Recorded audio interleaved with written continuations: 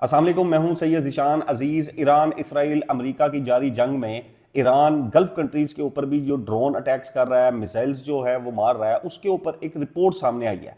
और रिपोर्ट में ये कहा गया है कि सऊदीया, UAE, Dubai, Kuwait, Qatar, Bahrain, इनके अंदर ईरान अपना सबसे सस्ता तरीन जो ड्रोन है वो मार रहा है। अब ये ड्रोन जो है वो पिन पॉइंट टारगेट जाता है और फिर मिसाइल इसके साथ जो है वो सारा कुछ होता है और वो वहां पर जाकर फट जाता है। और बताया ये जाता है कि ये जो फेयरमाउंट होटल है वहां पर भी इसी तरह का हमला किया गया।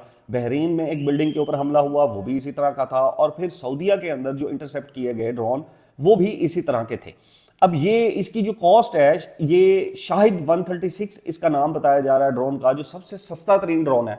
और ये बताया जा रहा है कि इसकी कॉस्ट लगभग 20 से 35 हजार डॉलर बनती है। अगर हम इसको पाकिस्तानी रुपीस में कन्वर्ट करें तो ये कोई 60 से जो 1 करोड़ रुपया है उतने में जाके बनता है, यानी कि 60 लाख, 70-75 लाख और 1 करोड़ मैक्सिमम इसकी जो कॉस्ट है वो बताई जा रही है। अब इसके अंदर एक फैक्ट कि ईरान तो अपना सस्ता तरीन मिसाइल जो है वो इन कंट्रीज में मार रहा है, लेकिन ये जो कंट्रीज हैं सऊदीया, दुबई, इनको इस सस्ते तरीन जो ड्रोन मिसाइल है इसको इंटरसेप्ट करने के ऊपर कैसे अरबों डॉलर खर्च हो रहे हैं, ये मैं अभी आपके सामने जो है वो रखता हूं। सबसे पहले हम बात कर लेते हैं दुबई की, यूएई की। यूएई के पास 2 एंटी मिसाइल सिस्टम्स हैं जो इंटरसेप्ट करते हैं। इसमें से एक जो सिस्टम है वो मिम 104 पैट्रियट पैक 3 है, और जबकि दूसरा उसको थर्ड बोला जाता है। अब ये जो पैट्राइक पैक 3 है, हम इसको पैक 3 के नाम से बताएंगे। अब ये जो पैक 3 है, इससे जब भी कोई ड्रोन या इस तरह का मिसाइल इंटरसेप्ट किया जाता है तो एक जो ड्रोन या मिसाइल है वो फायर करने के लिए, एक जब फायर किया जाता है तो उसकी जो कीमत है वो लगभग $4 मिलियन आती है।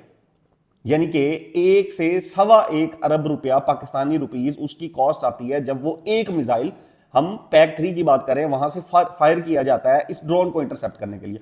अब नॉर्मली यूजुअली क्या होता है कि जब भी कोई ड्रोन मिसाइल आ रहा होता है या कोई मिसाइल आ रहा होता है तो उसको इंटरसेप्ट करने के लिए एक नहीं बल्कि 2 मिसाइल जो फायर है वो की जाते हैं।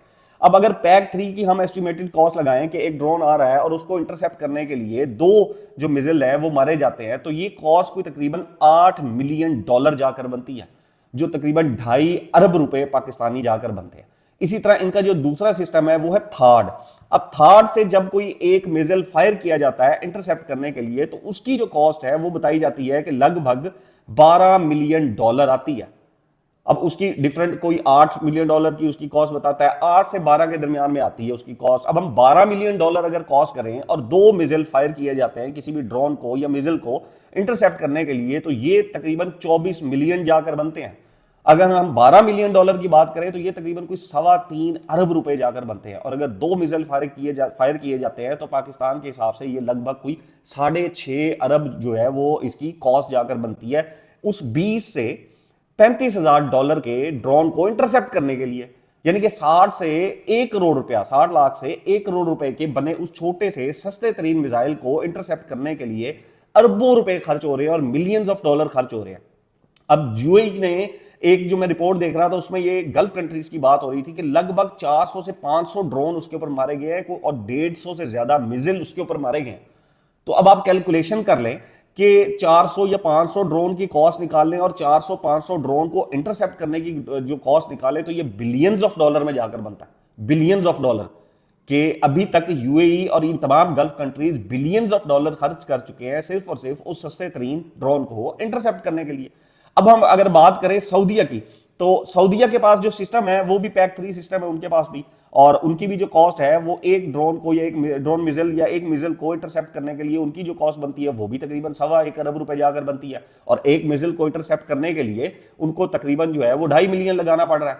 और 2 ड्रोन का तो उन्होंने बताया कि उन्होंने भी इंटरसेप्ट किए हैं और भी वहां पर ड्रोन मारे गए हैं जिनको इंटरसेप्ट करके गिराया गया, जिस तरह रैमको की भी बात की जा रही थी कि वहां पर भी आया है। अब बहुत से ऐसे ड्रोन होते हैं जो इस इंटरसेप्टर को धोखा दे देते हैं। वो मैं आपको बताता हूं कि वो धोखा किस तरह देते हैं। अभी मैं साथ आपको ये बता देता हूं कि ये जो कतर है, कतर के पास जो मिसाइल सिस्टम है उसको NASAMS 2 NASAMS 2 सिस्टम जो है वो उसको कहा जाता है, और उसके पास पेट्राइक पैक 3 भी कहा जाता है कि वो भी सिस्टम है। इसकी कॉस्ट बताई जाती है कि ये $4 मिलियन से NASAMS 2 की कॉस्ट कम है, ये लगभग $2.5 मिलियन है। लेकिन कतर के ऊपर, कुवैत के ऊपर, बहरीन के ऊपर और फिर इन सब गल्फ कंट्रीज के ऊपर जितने ड्रोन मारे गए हैं और जितने मिसाइल्स इनके ऊपर जो है वो मारे गए हैं, उनकी अगर हम कॉस्ट निकालें तो ये तो अभी तक जो गल्फ कंट्रीज हैं ये बिलियंस ऑफ डॉलर खर्च कर चुके हैं अमेरिका की जंग में।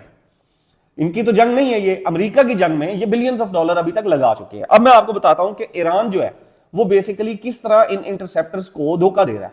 ईरान ने जब लास्ट टाइम जंग हुई थी इसराइल के साथ उसकी, तब हमने ये देखा था कि उसने एक पैटर्न पकड़ा था, वो कभी भी एक मिसाइल या एक ड्रोन नहीं भेजता था। अभी भी हम इसराइल की भी हमने फुटेजेस देखी, तिल अबीब की हमने देखी, यरूशलेम की हमने देखी, फिर हमने यूएई की देखी, गल्फ कंट्रीज डिफरेंट और की देखी कि वो 4-4, 5-5, 10-10 ड्रोन भी उसने इकट्ठे भेजी हैं और मिसाइल उसने इकट्ठे भेजे हैं। अब उन सबको हमने बहुत सी वीडियोस देखी हैं कि उन सबको इंटरसेप्ट करने के लिए डिफरेंट डिफरेंट मिसाइल्स आते हैं। अब वो मिसाइल्स कभी कहीं पर लगते हैं, कभी नहीं लगते। कभी वो मिसाइल उनको जाकर इंटरसेप्ट कर लेते हैं ड्रोन्स को, उन मिसाइल्स को, और वो हवा में ही फट जाते हैं। लेकिन जाहिर सी बात है जब 10-10, 12-12 या 15-15 भी आ रहे हैं तो मिसाइल सिस्टम इतने जो मिसाइल्स है, रॉकेट्स है, उनको फायर नहीं कर पाता, उनको इंटरसेप्ट नहीं कर पाता। अब उसमें से जो इंटरसेप्ट हो जाते हैं वो तो आसमान में फट जाते हैं, लेकिन जो इंटरसेप्ट नहीं हो पाते वो फिर नीचे जाते हैं और फिर वो तबाही मचाते हैं। अब मैं बहुत सी ऐसी वीडियोस जो है वो देख रहा था, कमेंट्स भी देख रहा था, जिसमें लोग ये बात कर रहे थे कि ईरान ने जो है वो मिसाइल्स बनाए हैं, ड्रोन्स बनाए हैं, लेकिन क्या फायदा जब वो इसराइल को भी मार रहा है और दूसरे भी कंट्रीज के अंदर मार रहा है तो वो तो इंटरसेप्ट हो रहे हैं। लेकिन क्वेश्चन इज कि वॉर इकोनॉमी के अंदर सबसे बड़ा बेनिफिशियरी कौन है? वॉर इकोनॉमी में सबसे बड़ा बेनिफिशियरी अमेरिका है, क्योंकि इन तमाम ममालिक में, ये जो गल्फ कंट्रीज हैं, इन तमाम ममालिक में जो वेपन्स यूज हो रहे हैं, जो एंटी मिसाइल सिस्टम यूज हो रहे हैं, जो मिसाइल्स यूज हो रहे हैं, एक तो एंटी मिसाइल जो सिस्टम है उनकी जो पावर बैंक्स हैं, उनकी जो बैटरीज है वो बिलियंस ऑफ डॉलर में चेंज होती हैं, यानी कि मिसाइल फायर करने के लिए। तो ये तमाम असलहा किससे लिया जाएगा? ये तमाम असलहा अमेरिका से लिया जाएगा, और अमेरिका इस जंग में शदीद किस्म के पैसे बना रहा है। अब वो आप किसी भी कंट्री में चले जाए, किसी भी कंट्री की जंग हो जाए, उसके अंदर हमेशा पैसा अमेरिका बनाता है। इसको बोला जाता है वॉर इकोनॉमी। वॉर इकोनॉमी में आप हमेशा पैसा बनाते हैं और आप ये चाहते हैं कि दूसरे जो ममालिक हैं वो लड़ते रहे, और अमेरिका का सबसे बड़ा जो बिजनेस है वो हथियार बनाना है। अगर दुनिया में अमन आ जाएगा, अगर दुनिया में लोग जंगें लड़ना छोड़ देंगे, अगर दुनिया में लोग एक साथ बैठ जाएंगे, तो ये अमेरिका को सूट नहीं करता है। अमेरिका को यह सूट करता है कि कहीं ना कहीं मुल्कों के दरमियान में जंग लगी रहे और वॉर इकोनॉमी उसकी चलती रहे, और उसके पास जो पैसा है हथियारों का वो आता रहे, लोग उससे मिसाइल सिस्टम खरीदते रहे, लोग उससे मिसाइल्स जो है वो खरीदते रहे, लोग उससे ड्रोन खरीदे, लोग उससे मिसाइल्स, एयर जेट्स, उनके साथ उनसे टैंक्स खरीदे, उनसे जो बूट्स हैं ऑन ग्राउंड वो उनसे परचेज करें। अब ये वॉर इकोनॉमी होती है। अब इस वॉर इकोनॉमी के अंदर ईरान मैक्सिमम डैमेज कर रहा है गल्फ कंट्रीज को, और इस सब वॉर इकोनॉमी में जो मजे ले रहा है वो अमेरिका है। बिलियंस ऑफ डॉलर जितने भी खर्च होते जा रहे हैं वो सब के सब अमेरिका के पास जा रहे हैं। और अभी एक न्यूज जो है वो मेरे सामने आई थी, वो ये न्यूज ये थी कि मेरे ख्याल में गल्फ की तरफ से ये कहा जा रहा था, शायद सऊदीया की तरफ से ये कहा जा रहा था कि अगर ईरान दोबारा इसी तरह के मिसाइल जो है वो अटैक्स जारी रखता है तो फिर शायद हो सकता है कि गल्फ कंट्रीज भी आगे से एग्रेसिव जो रिस्पॉन्स है वो दें, और आगे से वो भी इसकी जंग के अंदर कूद पड़ते हैं। अब जो अमेरिका है उसको सूट यही करता है कि ये तमाम कंट्रीज एक दूसरे के साथ जंग में गिर जाए, क्योंकि एयर बेसिस जो है वो उसकी अपनी जमीन पे नहीं है एक तो, और दूसरा एयर बेसिस जिस जिस कंट्रीज के अंदर है उनकी मेंटेनेंस, वहां पर जो खर्चा है वो कंट्रीज करते हैं, अमेरिका तो नहीं करता है वहां पर खर्चा।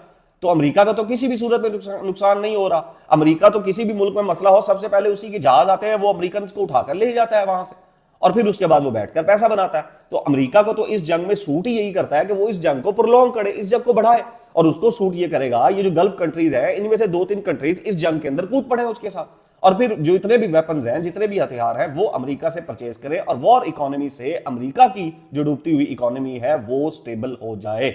अब तक के लिए इतना ही। नेक्स्ट व्लॉग तक अपना और इस चैनल का ख्याल रखिएगा। अल्लाह हाफिज।